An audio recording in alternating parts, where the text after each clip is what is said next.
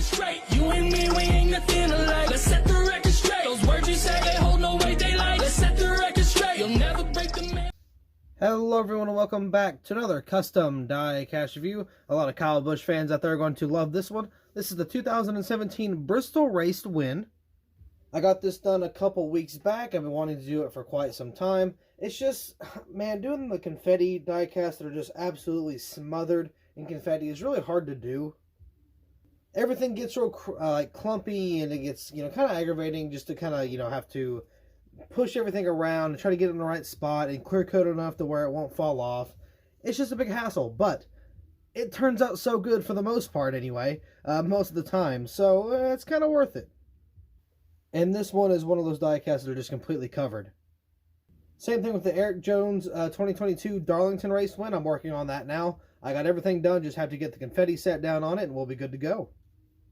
And I've been wanting to review this die-cast for quite some time. I just haven't really been able to do it. I've had a lot of new die-casts kind of come in, and kind of been wanting to do those first, so I got a few of those out of the way. There's still a couple of 2022s I'm wanting to get to, but it is what it is. We're going to kind of punch through all these and see what we can get out pretty quick.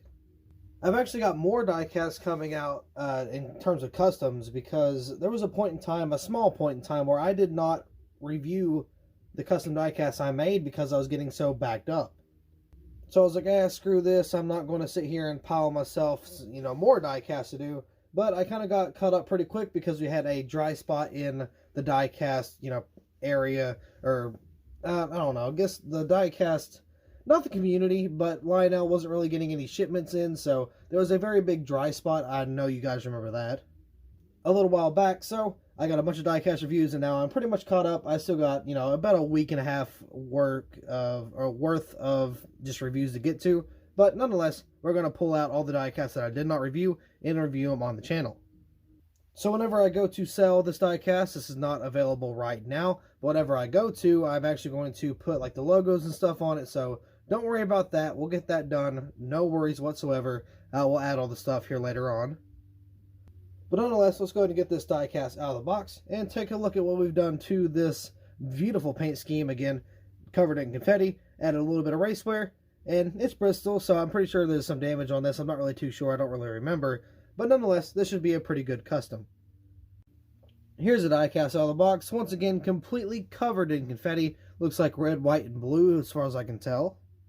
Not to mention, it's on a very nice paint scheme. The caramel M&Ms are caramel, however you pronounce it, because I know it's two different ways.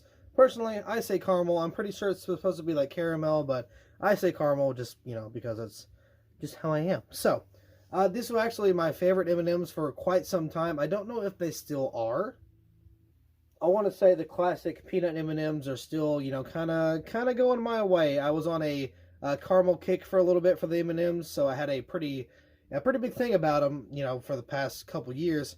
And this paint scheme, honestly, I thought was really good.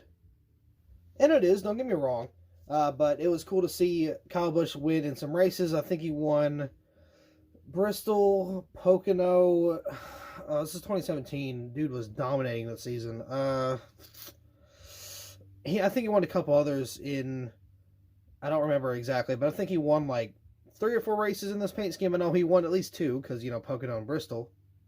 I want to say there was at least one more, but I'm not really too positive, so I could be very wrong. But nonetheless, we're going to get this die-cast review underway. Got to be very careful. Sometimes it's a little tedious. Got the confetti there. It's more pink. I might have to go back over it and change it to red, because it's supposed to be red, but after that clear coat kind of gets over it, it kind of dulls it out a little bit. Which is unfortunate, but I mean, I'm doing what I can. Yeah, probably gonna have to go over that. It's a little pink. It's supposed to be red. Same thing with the blue. It's supposed to be a more dark blue, but turned into a light blue because it's just kind of, I don't know, that clear coat kind of faded the color. But I don't know. I'll get back in there and fix that. So this die-cast, or the car in general, was just completely covered in confetti. There was a lot of people excited to see that I was doing this die-cast, and obviously couldn't pass up a die-cast like this. But there's M&M's caramel underneath the hood here, or I say underneath the hood. I mean underneath the confetti, because it's just completely packed. Really good. I love the caked confetti die-cast. Just, it looks really good. Love the confetti. I don't know, just race damage, confetti, and a good paint scheme is a very good mix for a collection. And it makes for even a better die-cast when you throw it all together. So you got the windshield there, the Monster Energy banner. It's not the best looking because, that clear coat kind of blurred it a little bit, but, you know, got some confetti on the windshield. Not some. You got a good amount of confetti sitting on there. Same thing with the roof. Absolutely caked. Gotta love that. But believe it or not, there is a number 18 underneath there. You just kind of have to look for it. You can see some raceway underneath there as well. Got the M&Ms kind of across the back. Kyle Busch on the back name banner. Again, you can't really tell, but it's there. A little less confetti on the back end here, but, you know, still a good amount. Same thing with the deck lid. M&M's caramel. Got some more confetti on there. Onto the back. Oh, this is the days where Lionel did not have a updated mold. I remember that. From 2017 all the way up to 2022, I believe, is when they finally molded the brand new Camrys. Got Camry, Toyota, got the caramel right there. XSE, got the taillights, of course. Over here on this side, got a little bit of racewear, it looks like. Interstate batteries, got the little M&M right there. And I think it's, yeah, so it's pretty cool. I mean, they're literally tearing their brother in half, but it's okay. We're just going to look past the gore of this diecast. So the yellow one is holding one side of an M&M, and it strings across the back to the red guy. So, yeah, pretty cool how they kind of wrapped it around the back end. Looks pretty nice. Got some confetti on the wheel, a little bit of race-up tire as well. I got some confetti on the window. I got a lot, and I mean a lot of racewear on the side. This was Bristol back in 2017 all the way up until 2019. Bristol had like a lot of dirt for whatever reason. Or not dirt. I definitely can't say that nowadays. It's not dirt at all. It's like a bunch of rubber built up. Kyle Busch's diecasts were just completely covered in rubber. So, yeah, had to kind of capture that on the diecast also. So you got the confetti all over there. M&M's caramel, interstate battery, Cessna, Mac Tools, Duzman, I think. Freightliner. Almost said Fighting J. That's not what that is. Simon's there, Lincoln Welders, Sherman-Williams. I got some more confetti over here. Got Mechanics Wear, NASCAR Race Car, Mobile One, Sherman-Williams, 3M, K&N, IR, Flowmaster, and Lincoln Welders there. Got some more confetti on the wheel. Up on the name banner, on the name rail, got Kyle Busch. Got Toyota, what's that? Toyota's Joe Gibbs, Snickers, can't tell what that is. Skittles, Pedigree, and can't tell what that is on the other side, but it's there nonetheless. Moving on to the front end of the diecast, let's kind of zoom out a little bit here. Just a wee bit. Got some more confetti on here on the front.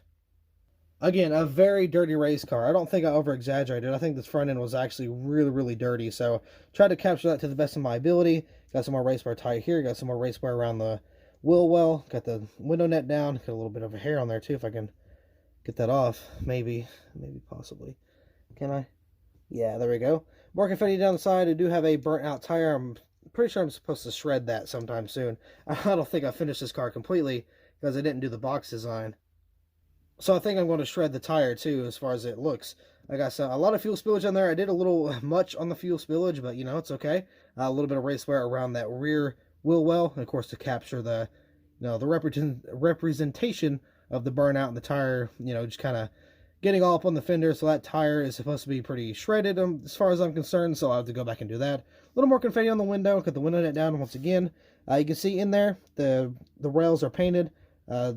I can't figure out the roll cage. There we go. Roll cage is painted. You can see it in the back window. You can see it in the front piece here. The detail on the steering wheel, on the gear shifter there. There's a piece of confetti in the car. Oh my god. That's pretty funny. That is not on purpose. That's just a loose piece of confetti sitting in there. So I kind of goofed some gaffs on that one. You can see there is detail on the dashboard too. You just couldn't tell it. You can see it in there, but you couldn't tell because of all the confetti. So yeah, I did do my detail. I promise that, even though like a car could be completely covered in confetti to the point where you could not see through the windows whatsoever, or the windshield or rear windshield, and I would still do the interior detail because obviously I like doing all that detail. That's the point about making customs, is having detail that not a lot of people do.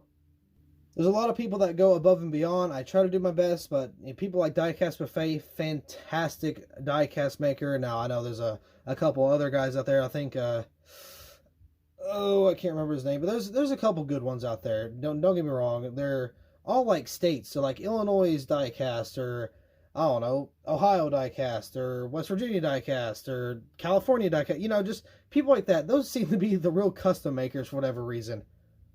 Not to mention Race Car Graveyard is a really good one too. But Diecastbuffet, he does, you know, a lot of the 164 stuff. Most of these people do like the 124s, but the 164s is really hard to do because you got to be really, just, I don't know, really careful with what you do. Speaking of, with being careful, the underneath is probably one of the hardest things on these cars because as you can see, it's a little sloppy underneath, but I mean, I try. I don't have a steady hand, so I try to do what I can. It's hard to paint these little areas without getting it all over the place.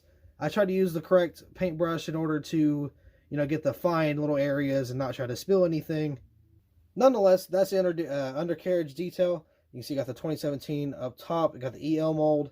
I actually moved it. I didn't know that. Got the drive shaft and transmission, which is silver. Got the little brackets with the axle in the back, which is black. Then you got the exhaust, which is black. And there's a little brace underneath the transmission, which is also black. And then these little connector pieces here. Not really too sure what they are. Some type of bars sitting there. Those are also painted black. Don't know what they do, but they're there nonetheless, just for the detail. Now there's a little red thing back towards the axle. Don't know what that is. And then behind that, the big red thing, of course, that is the gas tank. Or, the little, fuel cell, whatever you want to call it, the fuel tank. I paint that red, even though it's not supposed to be red, and I know that, but I like being a little bit different, so I want mine red. I just feel like it looks a little better. It kind of stands out on the bottom a little bit more, so, yeah, just kind of doing my own thing with these customs is, as one should. I think a piece of confetti fell off, but it's okay, just a little small piece. So, there you have it, the 2017 Bristol race win from Kyle Busch. Now, again, pretty sure that's all I got to talk about for this diecast review. Custom diecast, I should say, because this is custom. So, yeah, once again, that's going to be it. So, thank you all so much for watching. I hope you all enjoyed, and I will see you in the next video.